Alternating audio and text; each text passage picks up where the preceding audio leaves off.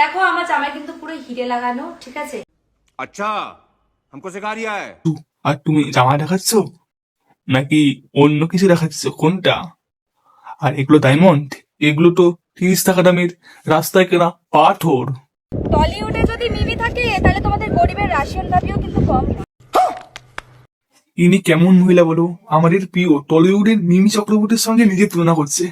ভাবো, মিমি যেখানে একটা পোস্ট করলে 1 লাখের উপর লাইক পায়, এখানে রাশিয়ান ভাবি 2-3টে 8-10টা 15টা লাইক নিয়ে বসে আছে।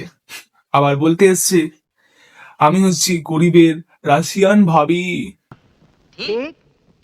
তোমরা আমার থেকে আবার বগলের ফ্যান এত বেশি, সেজন্য সুইমিং পুলে আমি পরিষ্কার করতে আসি।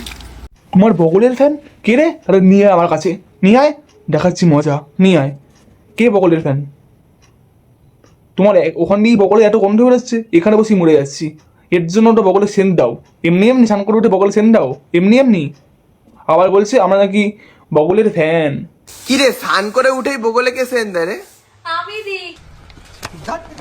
7 ইঞ্চি খাওয়ার মজাই আলাদা। 7 ইঞ্চি কোনটা, মাছ নাকি অন্য কিছু, কোনটা? समझ रहे हो आप समझ रहे हो ना। সকাল সকাল উঠে জানলা খুলে কোন পাহাড় দেখবো বুঝতে পারছি না। সামনে তো বড় বড় দুখানা শুশুনিয়া পাহাড়ের মতো আছে। সামনে পাহাড়?